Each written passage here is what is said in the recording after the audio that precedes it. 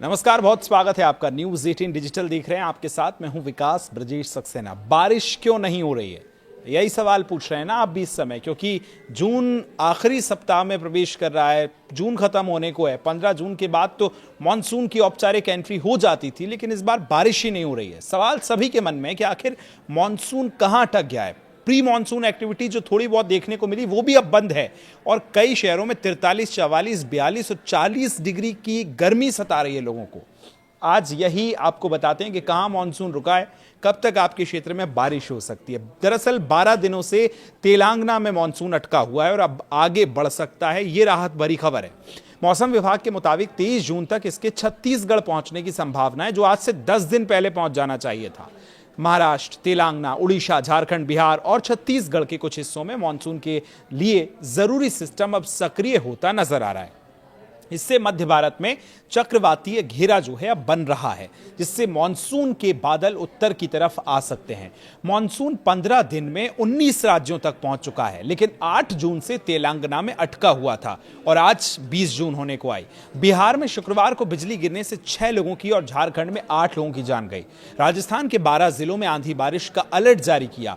मध्य और दक्षिण भारत में आंधी तूफान और बंगाल में भारी बारिश हुई। मौसम विभाग के मुताबिक पश्चिमी मध्य प्रदेश में 21 से 23 जून के बीच आंधी तूफान और 40 से 50 किलोमीटर प्रति घंटे की रफ्तार से हवाएं चलने की संभावना है। वहीं महाराष्ट्र के विदर्भ में 19 से 23 जून तक ऐसा ही मौसम रहने की उम्मीद है। तो छत्तीसगढ़ में भी 19 से 23 जून के बीच आंधी तूफान और बिजली गिरने की आशंका है।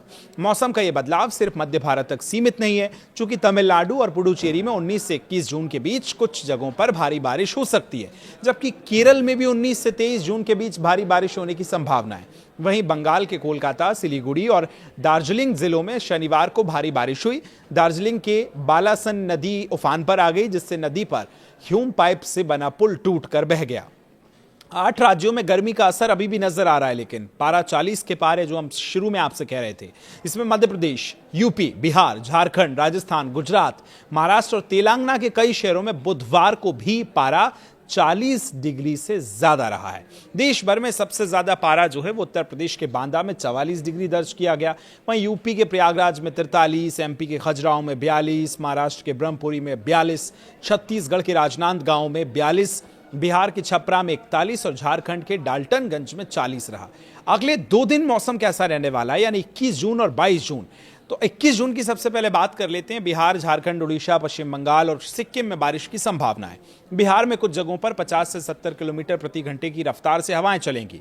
असम, मेघालय और अरुणाचल प्रदेश, तमिलनाडु, पुडुचेरी और कर्नाटक के कुछ हिस्सों में कल बारिश हो सकती है। राजस्थान, मध्य प्रदेश, छत्तीसगढ़ और विदर्भ में गरज चमक के साथ बारिश की संभावना है। कई इलाकों में यहां भी 40 से 60 की रफ्तार से हवाएं चलेंगी। वहीं 22 जून यानी परसों हम देखें तो सिक्किम, उत्तर बंगाल, असम, मेघालय में भारी बारिश की संभावना है। राजस्थान और मध्य प्रदेश में बारिश के साथ 40 से 60 किलोमीटर प्रति घंटे की रफ्तार से हवाएं चल सकती हैं। झारखंड, उड़ीसा और पश्चिम बंगाल में गरज चमक के साथ बारिश की संभावना है। तमिलनाडु, पुडुचेरी, कर्नाटक और महाराष्ट्र के कुछ हिस्सों में भी बारिश जारी रह सकती है। इस बार मध्य प्रदेश में दक्षिण पश्चिम मानसून 8 से 10 दिन लेट हो सकता है।